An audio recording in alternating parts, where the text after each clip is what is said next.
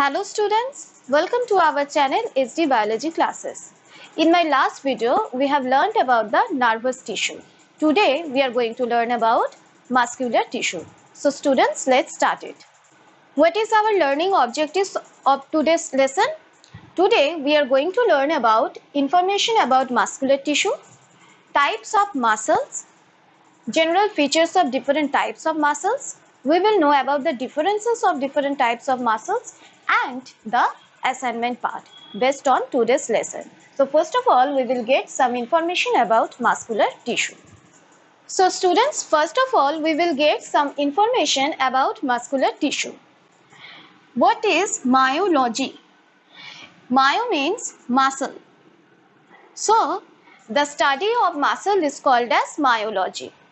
It is also called as the sarcology. Why sarcology? Sarco means soft tissue. Muscle is a soft tissue. So the study of muscle or study of soft tissue is called as the sarcology. Myology or sarcology means the study of muscles. Okay students, we have seen that animals move from one place to another place. And for various physiological functions, our different body parts also move. Now this movement is possible due to the presence of muscular tissue in our body. So what does muscular tissue contain? Muscular tissue is made up of muscle fibers or muscle cells that contain the contractile protein. The contractile protein help in the contraction and relaxation of the muscles, and thus the movement of the different parts of animal is possible. Now, there are two important types of contractile protein, that are actin and myosin. These two proteins are present in the muscles and help in contraction and relaxation of the muscle. Except the contractile protein, what are the other parts present in the muscle fiber? It contains, each and every muscle cells or muscle fiber contain plasma membrane. The membrane of the the plasma membrane is called as the sarcolemma. The cytoplasm, that is called as sarcoplasm. And different cell organelles are present. Out of these cell organelles, one is called as the sarcosome. What is sarcosome? The mitochondria that present in the muscle fiber is called as the sarcosome.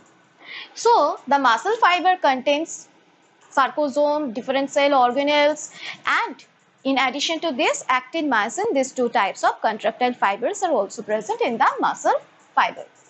Now we will know about the types of muscles. Now we will know about the types of muscles on the basis of position.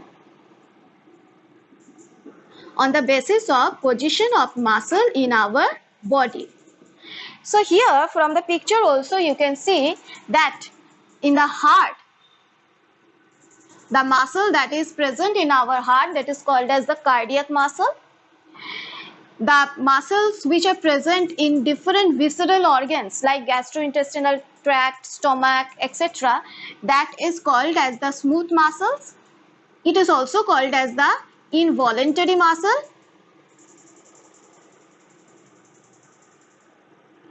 And the muscles which are present just above our bones or skeleton system, that is called as the skeletal muscle. It is also called as the voluntary muscle. Now we will know about all these different types of muscles one by one. So students, now we are going to know about the features of the voluntary muscle. What is voluntary muscles? Voluntary means the muscles, or the word voluntary means that is our will control. So the muscles which act under our will control, that is known as the voluntary muscle. Which is the definition? Voluntary muscles are the muscles that are under conscious control and can be controlled at will. So it is called as the voluntary muscles. It is also known as the skeletal muscle. Why? Because these muscles are just attached above our bones or the skeleton. That's why they are called as the skeletal muscles. They are also called as the striated muscles because on the surface of these muscles we are getting some transverse line at regular interval. Due to presence of this transverse line, they are called as the striated muscles. How many striated muscles are or how many voluntary muscles are present in our body? Out of total 639 muscles, almost 400 muscles are the skeletal muscles that present in our body. Now, each and every cell of the voluntary muscles, that is the muscle fibers, what is their shape? They are cylindrical in shape. Here you can see that many muscle fibers are present which are cylindrical in shape. And each muscle fiber having more than one nucleus. These are the nucleus. So, it is multinucleated. And remember that the structural and functional unit of voluntary muscle is called as the sarcomere. Now, the voluntary muscles can get fatigued. Why? Because when we are working hard or when we are doing hard exercises, that time anaerobic respiration occurs, and due to this anaerobic respiration, lactic acid formation and deposition of lactic acid occurs in our muscle tissues, and that's why they get fatigued due to deposition of lactic acid. So these are the some features and some informations about the voluntary muscles. Now we will know about the involuntary muscles. From the name, we can understand it very well that the involuntary muscles are the just opposite of the voluntary muscles. That means the muscles which are not under our will control, that is called as the involuntary muscles. So what is the definition?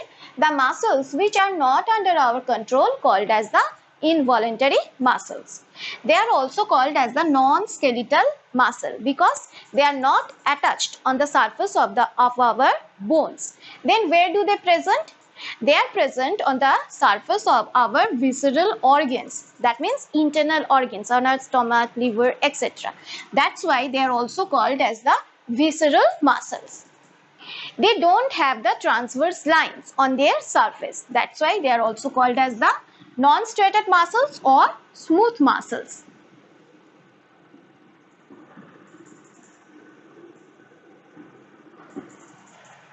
What is their shape?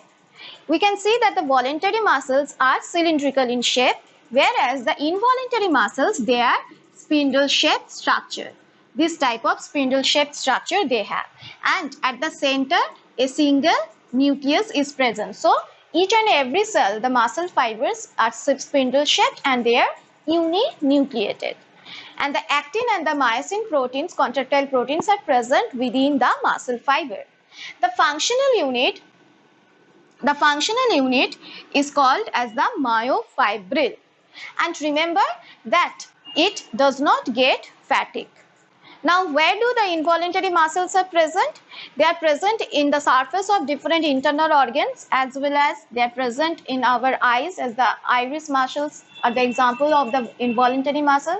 They are present on the surface of fallopian tube, present on the surface of our esophagus, etc. Now we will know about the cardiac muscle. Now, what is cardiac muscle? Cardiac muscles are the special type of muscles that bear the similarities with the voluntary as well as the involuntary muscles. And these muscles never get fatigued or never get tired. It acts continuously throughout our lifespan. And it is exclusively present in the heart. That's why the name of this type of muscles is cardiac muscle. Cardiac is related to heart. So what is the definition of cardiac muscle? Muscles which are present in heart are called as the cardiac muscles. The cardiac muscles are also cylindrical in shape and they have different branches. And we are getting some transverse septum on these muscles. These are called as the intercalated disc. And the muscles are uninucleated. A single nucleus is present. They are uninucleated. What is the role of this intercalated disc? They transfer the impulse and help in contraction of the muscles. So, these are the important features of the cardiac muscles. From this, we have learned that they have some similarities with the striated muscles, like cylindrical shape. They have some similarities with the smooth muscles also, like the smooth muscles, they are also uninucleated, and they have some unique features also, like the presence of the intercalated disc, the fibers are branched. These are the unique features that we can see only in case of the cardiac muscles. And remember, these muscles never get fatigued. So here we have some important features of all these three types of muscles. So students, here we have the assignment portion, and from today's lesson we have learned about the muscular tissue. In the next video we will learn, or we will discuss some important question based on the chapter tissue. Thank you.